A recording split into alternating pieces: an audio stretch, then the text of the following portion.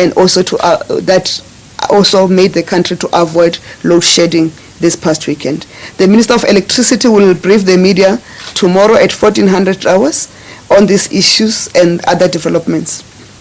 On Operation Vulindlela, Cabinet welcomed the progress under the Operation Vulindlela as detailed by the Minister in the Presidency, Khumbudzo Ntshavheni, with regard to the implementation of structural reforms in the areas of energy supply, logistics network and infrastructure, digital communications and visa regime. The number of completed reforms has risen from 3 to 11, while a further 14 reforms are on track. The primary focus is on addressing the electricity crisis and improving the efficiency of the freight rail, both of which are weighing heavily on the economic growth of the country. On the President's Coordinating Council, Cabinet supported President Cyril Ramaphosa's call during the meeting of the President's Coordinating Council on the 2nd of June 2023 to accelerate service delivery in response to the needs of the community. The President directed the Council to accelerate service delivery improvement and address challenges in relation to legislation, governance, and capacity constraints. The meeting also considered reforms to the Water Act and Water Services Act to provide for better service delivery of water. Similarly, the Council was briefed on the intervention by the Department of Transport for emergency work and routine maintenance, as well as primary road transfers from provincial authorities to the National Road Network for better management of provincial roads by the South African National Roads Agency Limited, commonly known as SANRAL. On the Baki Automotive Component Supply Facility, Cabinet welcomed the opening of the Baki Automotive Component Supply, commonly known as BACS or BAC facility in Pretoria, which cements the country's position as a global player in the automotive sector.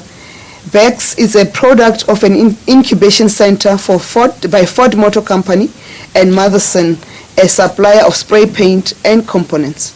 The center supports black suppliers to be independent and globally competitive after graduating from the Automotive Industry Development Center, AIDC's incubation program.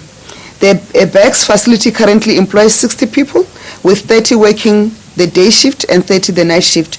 Moreover, it is also looking at bringing in young trainees to further develop their skill sets in these areas. On the Lufereng Social Housing Project, Cabinet welcomed the Department of Human Settlements' launch of the Lufereng Social Housing Project in Soweto, which consists of 407 units of rental stock for targeted beneficiaries. Government social housing program integrates mixed income groups, caps the housing backlog, and brings backyard and informal settlement dwellers closer to economic opportunities. On the road infrastructure, Cabinet welcomed the opening of the 56 million rands road project in Escort in KwaZulu-Natal as part of government's effort to improve logistics connectivity in rural towns.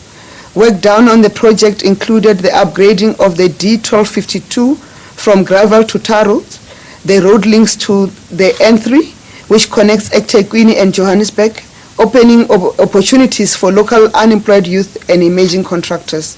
With more than 60% of goods transported through the N3 corridor, the road upgrade will further facilitate the efficient movement of goods and services to the rest of South Africa and the sub-Saharan Africa.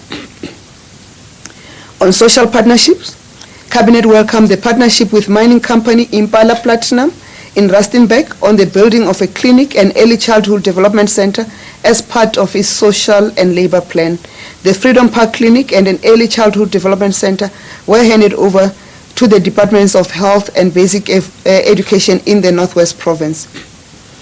Partnership between government and organized business. Cabinet welcomed the partnership initiative between government and organized business to actively work towards removing obstacles to inclusive economic growth and job creation. The current priority areas identified in these partnerships are in the areas of energy, logistics, and crime and corruption fighting, with further work being done in pursuit of the jobs agenda. And this partnership, it's about all South Africans saying we believe in this country, We believe that the challenges facing this country must be confronted by all of us, business, government, civil society, and we will all contribute meaningfully to resolve the countries. It has nothing to do with a notion that there is incapacity, and we have demonstrated that a partnership takes us further, but also government is gradually making progress in achieving its gains. And as reported earlier, the improvements in the energy security situation is an indication of that progress that government is making. But we accept that a partnership with government will also help us to accelerate that progress, and also a partnership with civil society. And the partnership with business is not limited to partnership with big business only. It also extends to other business sectors. The Black Business Council and all other business sectors available will continue to engage with them to develop partnerships in the areas of mutual interest. On safety and security,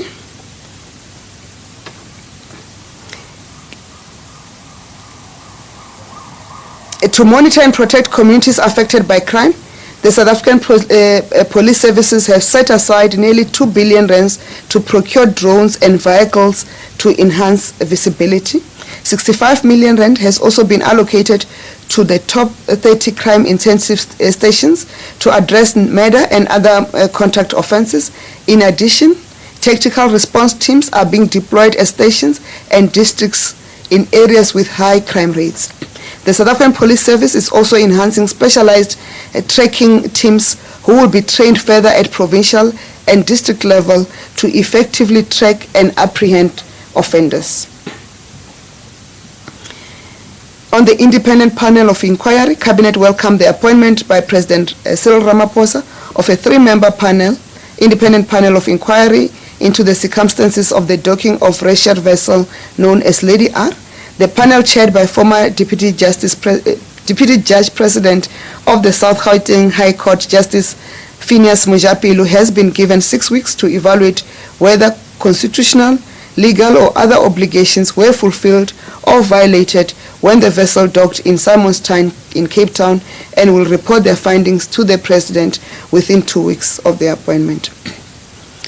On envoys to the G7 countries, Cabinet welcomed President Cyril Ramaphosa's decision to send ministerial envoys to meet Group of 7 countries to explain the country's non-aligned stance on the Russia-Ukraine war. The envoys will include the Ministers of International Relations and Cooperation, Minister Naledi Pandor, Minister of Trade, Industry and Competition, Minister Ibrahim Patel, Minister of Finance, Minister Enoch Godongwane, and Minister in the Presidency, Minister Khumbudzo Ntshavheni. On the BRICS Summit preparations, in preparation for the upcoming BRICS Summit from the 22nd to the 24th of August 2023, South Africa successfully hosted the BRICS Foreign Ministers meeting on 1st June 2023 in Cape Town.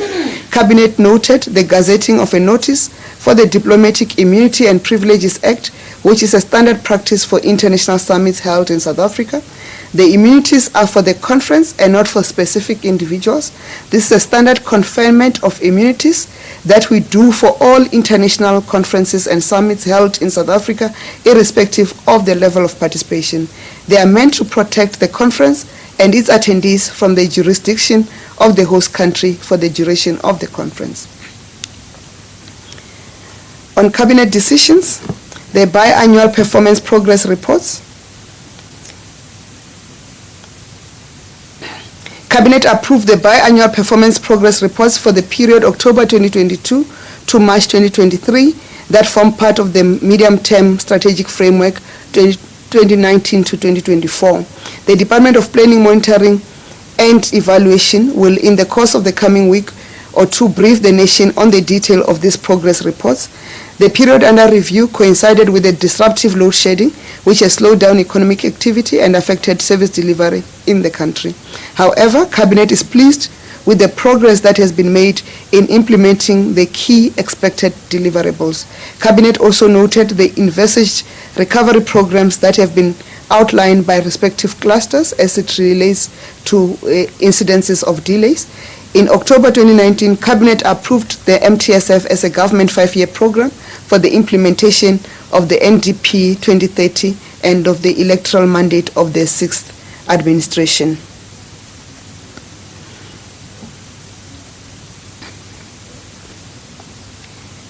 On the scrap metal exports, Cabinet considered a report on the progress with measures to reduce theft of scrap metal and copper cable. Regulations on the matter were published for public comment. A statement will be issued as soon as the matter has been considered by the respective minister. And Cabinet reiterated its determination to ensure that all actions are taken to address the problem of cable theft and scrap metal and copper, in particular copper, that causes billions of rands of damages to the economy and results in energy outages and other service interruptions. On appointments,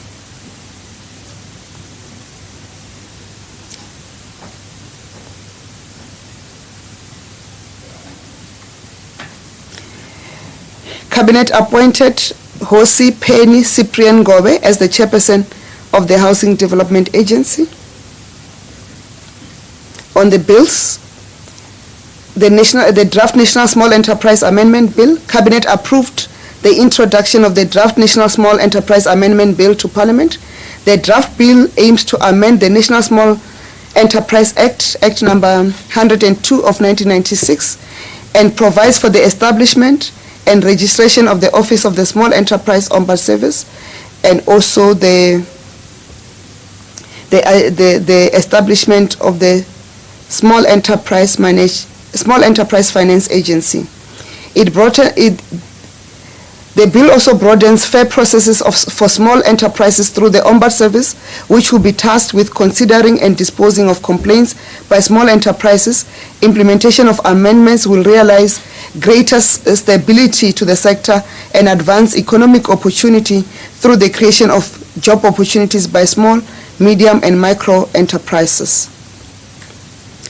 On upcoming events, on Youth Day, Cabinet calls on the nation and especially the youth to attend this year's Youth Day commemorations, which will be held over 2 days, starting from the 16th to the 17th of June 2023 at the Mangaung Outdoor Sports Center in Bloemfontein in the Free State. During these 2 days, young people will have an opportunity to engage ministers, deputy ministers, and other stakeholders on how best they can assist in addressing the country's development challenges. The national days, such as Youth Days, are days in which South Africans from all backgrounds, beliefs, and political persuasions are invited to participate as part of building an inclusive, non-racial, and prosperous South Africa. The District Development Model Presidential Imbizo preparations are underway for the 7th DDM Presidential Imbizo on the 30th of June 2023 in the Utukela District Municipality of KwaZulu-Natal, where government will interact with residents on service delivery challenges as well as plans for development for the area. A series of build-up outreach activities will be led by ministers, MECs, and mayors, and some of these are already underway to access service delivery and engage with communities.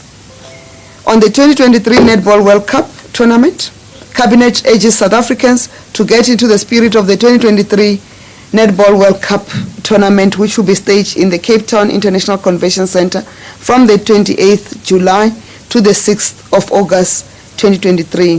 The Vitality Netball World Cup 2023 will be the 16th presentation of this tournament, in which 16 participating nations will participate, including our own Proteas. And the Proteas have done outstandingly well. Supporters are urged to fly the flag and the Protea colors on Fridays each week, and communities in Cape Town and elsewhere are urged to prepare to host international players and guests who are likely to visit all parts of the country and that province.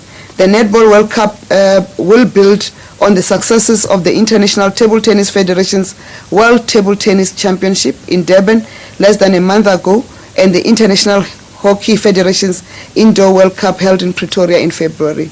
South Africa continues to work diligently and innovatively to attract such global events which place a spotlight on the country and create economic opportunities and support jobs in a range of sectors.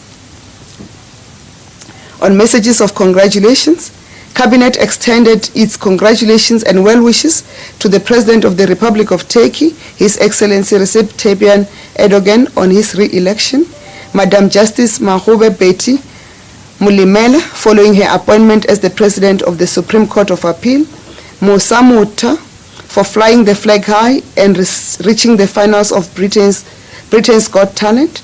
His inspirational dance performances received the first ever combined Golden Buzzer from the judges. The Mzansi Youth Choir, who made history during the performance on the America's Got Talent by receiving the first ever group Golden Buzzer. The group Golden Buzzer automatically advances the choir to the semi-finals taking place in August 2023. Professor Daulo Mukwena, following his appointment as the new health ombuds. On condolences, Cabinet expressed its condolences to the family and friends of analyst, broadcaster, and author Eusebius Makeza, who during his career occupied a number of posts in the South African media, including on 702, the Mail and Guardian, the Sunday Times, Business Day, and Power FM. The legendary actor Patrick Ndlovu, whose contribution to South African arts and culture spanned for more than 4 decades. The television personality and radio broadcaster Mariki Bothman, who won the hearts of many with her fluency in isiZulu and other South African languages, and to the family and friends and the government and the people of India, in particular the families of the deceased following the train accident in the state of Odisha. Thank you very much.